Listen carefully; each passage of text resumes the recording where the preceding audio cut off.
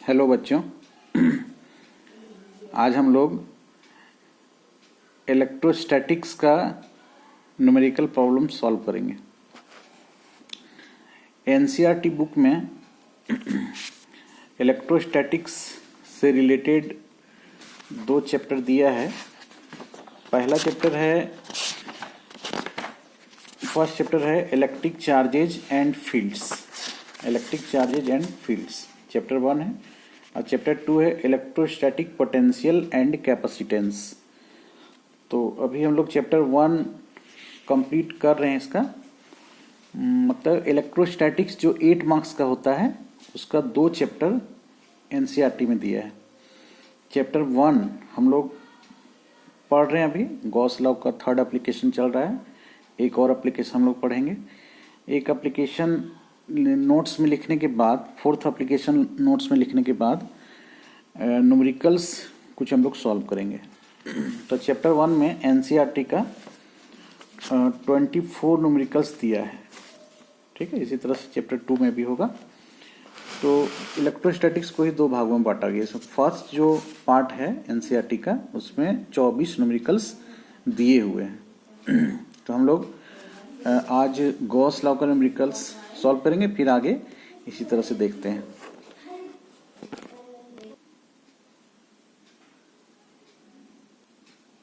Question number 1.17 और question number 1.18 note कीजिए। 1.17 और 1.18 देखिए। 1.17, ठीक है, इसको हम लोग सॉल्व करेंगे। Careful measurement of the electric field at the surface of a black box indicates the net outward flux through the surface of the box is 8 into 10 power 3 newton metre square per coulomb.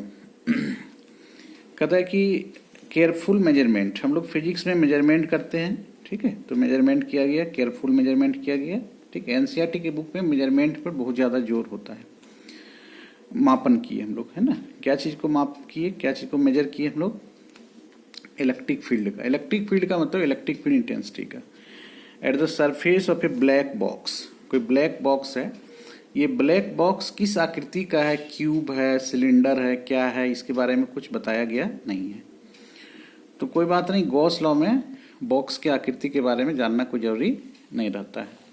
तो एक black box है, तो उसके अंदर जो electric field है, careful measurement of electric field, electric field intensity का measurement किया जा रहा है, उसको मापा जा रहा है at the surface of a black box. कोई ब्लैक बॉक्स है, उसके सरफेस पर।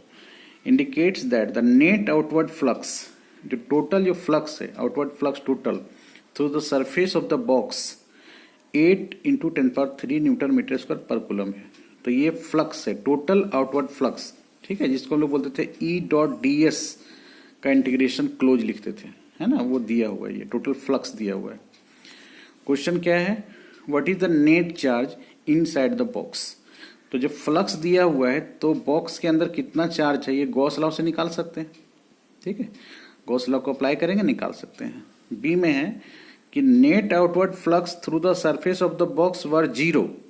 बोलता है कि नेट इलेक्ट्रिक फ्लक्स जो है 0 यदि होता, ठीक है, 0 है, तो could you conclude that there were no charges inside the box. तो बॉक्स के अंदर कोई चार्ज नहीं होगा। क्या इससे हम ये कंक्लूजन निकाल सकते हैं, इससे निष्कर्ष निकाल सकते हैं कि आउटवर्ड फ्लक्स यदि 0 रहे, आउटवर्ड फ्लक्स इस क्वेश्चन में 0 नहीं है, आउटवर्ड फ्लक्स ये दिया हुआ है, लेकिन यदि 0 हो जाएगा तो क्या हम ये निष्कर्ष निकाल सकते हैं कि उसके अंदर कोई चार्ज नहीं होगा? वाई और वाई नॉट, क्यों और क्यों नहीं, ठीक है। तो हम लोग फर्स्ट क्वेश्चन पहले सॉल्व करते हैं।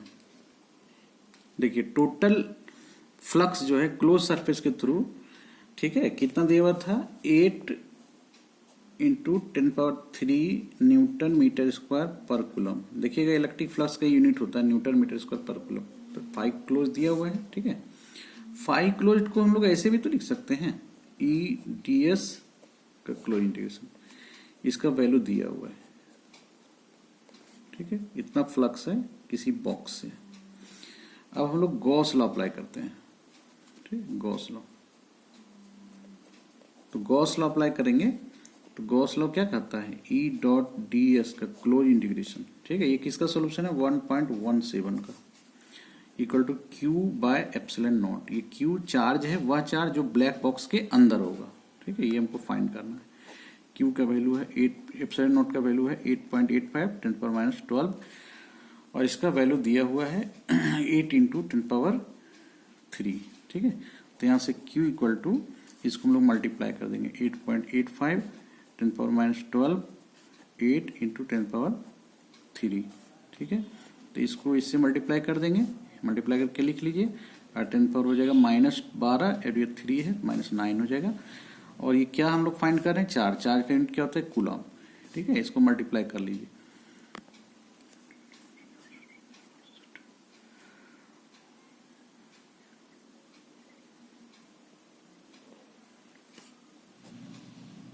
ठीक है। 70.8 × 10⁻9 कूलम, या इसको हम लोग 7.08 कर सकते हैं, पॉइंट इधर शिफ्ट कर रहा है तो 10 पावर कितना हो जाएगा, -8 हो जाएगा। पॉइंट इधर जब शिफ्ट करेगा, एक पॉइंट इधर शिफ्ट करेगा, पावर यहाँ एक बढ़ जाएगा, -9 + 1 तो -8 हो जाएगा। इतना कूलम, ये स्टैंडर्ड फॉर्म में है। तो चार्ज का वैल्यू आ गया कूलम में, इतना चार्ज था, ठीक है। ये इसका ए पार्ट का सोल्यूशन है। बी पार्ट में क्या था, बी पार्ट हम लोग सॉल्व करते हैं। अगला प्रश्न हम लोग का बी नंबर पार्ट क्या था कि यदि आउटवर्ड फ्लक्स 0 रहेगा, ठीक है, आउटवर्ड फ्लक्स 0 रहेगा। देखिए आउटवर्ड फ्लक्स, यहाँ ये फ्लक्स था, outward flux, total flux close surface के थ्रू 0 नहीं था, 8 × 10⁻3 था। तो यदि ये 0 होगा तो उसके अंदर कोई चार्ज पाया जाएगा या नहीं पाया जाएगा, इसके बारे में जांच करना है। तो देखिए जैसे गॉस लॉ के अनुसार E dot T S equal to Q by epsilon naught होता है, ठीक है। तो ये जो फ्लक्स टोटल है बोल रहा है कि 0 हो जाता है। तो यहाँ से हम देख रहे हैं कि Q इक्वल टू क्या हो जाएगा, इसको इससे मल्टीप्लाई कर देंगे 0 हो जाएगा, चार्ज 0 हो जाएगा, ठीक है। लेकिन देखिए ये Q का मतलब है कि गॉसियन सरफेस के अंदर टोटल चार्ज, ठीक है, इसको Q इन भी लिखते हैं। तो गॉसियन सरफेस के अंदर टोटल चार्ज 0 है, ठीक है, 0 चार्ज है। लेकिन ये नहीं, यहाँ पे हो सकता है कि एक चार्ज -5 कूलम का है, दूसरा चार्ज 5 कूलम का है, ठीक है।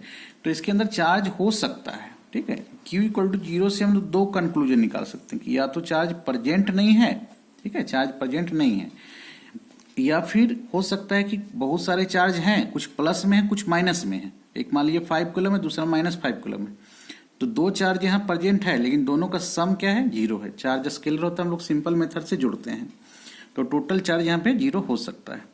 तो हम लोग यहाँ ये नहीं कह सकते हैं कि इसके अंदर चार्ज ही नहीं है। Q 0 आने का मतलब है कि टोटल चार्ज 0 इसके अंदर है, लेकिन ये नहीं कह सकते हैं कि चार्ज ही नहीं है। तो इसका आंसर हो जाएगा नो। क्या नो, कि इसके अंदर क्या कोई चार्ज नहीं है, मतलब नेट चार्ज 0 है। इसका हम सॉल्यूशन ये लिख सकते हैं कि नेट चार्ज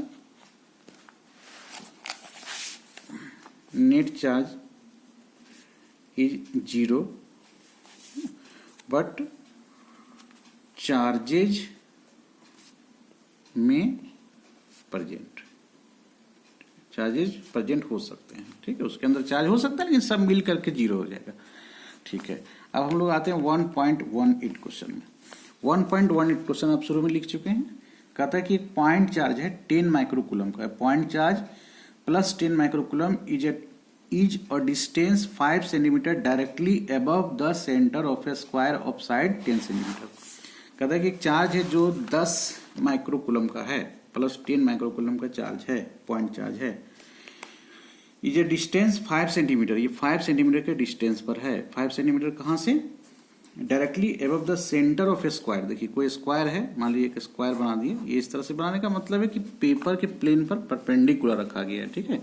स्क्वायर जो है पेपर के प्लेन पर ऐसे रखा गया है। तो ये जो स्क्वायर है इसके सेंटर से 5 सेंटीमीटर के डिस्टेंस पर 10 माइक्रोकूलम का चार्ज रखा हुआ है। What is the magnitude of electric flux through the square. तो इस स्क्वायर से इलेक्ट्रिक फ्लक्स कितना होगा ये हम लोग को फाइंड करना है, उसमें हिंट भी कुछ दिया हुआ है, ठीक है। तो देखिए इसका प्रोसेस होता है, क्योंकि फ्लक्स निकालना है इस सरफेस के थ्रू, तो फ्लक्स हम लोग निकालेंगे इस सरफेस के थ्रू, तो गॉस लॉ अप्लाई करके, ठीक है, गॉस लॉ अप्लाई करके ही निकलेगा। ऐसे इलेक्ट्रिक फ्लक्स निकालने का एक मेथड हम लोग पढ़े थे कि flux equal to E dot S, ठीक है, ई डॉट एस, या फिर एक पढ़े थे ई डॉट डी एस का इंटीग्रेशन, ऐसे इसमें गॉस लॉ की जरूरत नहीं होता था, ऐसे करके हम लोग फाइंड करते थे। ये दोनों मेथड कब कब अप्लाई होता था? ये अप्लाई होता था जब इलेक्ट्रिक फील्ड कांस्टेंट है, ये अप्लाई होता था दोनों सिचुएशन में, कांस्टेंट रहेगा या वेरिएबल रहेगा। ये दोनों से ये प्रश्न नहीं बन सकता है, इसलिए क्योंकि मान लीजिए कि ये चार्ज है, तो इस क्षेत्र में ये जो सरफेस है इसके हर एक पॉइंट पर इलेक्ट्रिक फील्ड का जो वैल्यू है ना, उसको निकालना पॉसिबल नहीं है। इलेक्ट्रिक फील्ड का वैल्यू तो सेम नहीं होगा, डिफरेंट होगा। ऐसे ये फॉर्मूला काम नहीं करेगा। फॉर्मूला तो इससे हम लोग बना सकते थे, क्योंकि ये डिफरेंट पॉइंट पर डिफरेंट वैल्यू है, लेकिन ये पॉसिबल नहीं है कि हर एक पॉइंट पर हम इलेक्ट्रिक फील्ड इंटेंसिटी निकाल लें, इस तरह से इंटीग्रेशन करें। और इंटीग्रेशन भी करेंगे तो उसमें सरफेस इंटीग्रेशन का जरूरत पड़ेगा, तो यहाँ गॉस लॉ का हेल्प लेना होगा। तो हम लोग क्या करेंगे कि एक हम लोग क्यूब बना लेंगे, काल्पनिक क्यूब बना लेंगे, क्योंकि गॉस लॉ में जो हम लोग बोलते हैं क्लोज सरफेस, वो काल्पनिक भी होता है या फिर ये रियल भी हो सकता है। तो मान लीजिए क्यूब है, सपोज ये क्यूब है, ये काल्पनिक क्यूब बनाए जिसका लोअर फेस यहाँ क्वेश्चन में दिया हुआ था, लोअर फेस है। और इस क्यूब का साइड लेंथ हम ले लेते हैं कितना, 10 सेंटीमीटर साइड लेंथ इसका ले लेते हैं, 10 सेंटीमीटर। तो बताओ ये चार्ज जो है इसका सेंटर में आ जाएगा, क्योंकि यहाँ से बोला था ना 5 सेंटीमीटर, तो यहाँ से 5 सेंटीमीटर है, सेंटर में आ गया चार्ज, ठीक है। 10 सेंटीमीटर इसका साइड लेंथ हो गया, इसका ये 10 सेंटीमीटर साइड लेंथ हो गया, ये यहाँ से यहाँ तक 5 सेंटीमीटर है।